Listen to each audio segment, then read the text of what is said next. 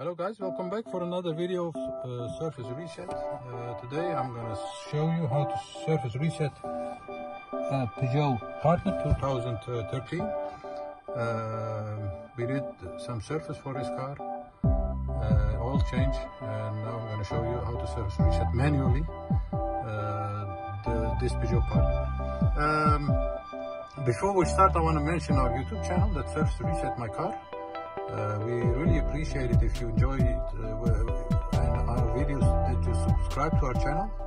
And if you like our videos, we have now 70 plus more videos on our channel. If you like our videos, thumbs up please. Okay, this is a 2013 Peugeot Partner.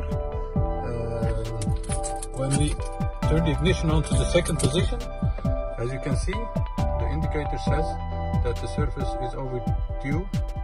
Now I'm going to show you how to surface reset this. Before you start, you have to turn the ignition off,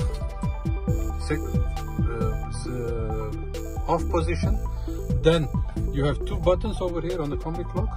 We press the right one, keep pressing that, and turn the ignition on. And as you can see, there is a timer. It calls back from 10 to 0, and when it's to 0, the service has been reset. Like this. Okay. We want to check it, of course.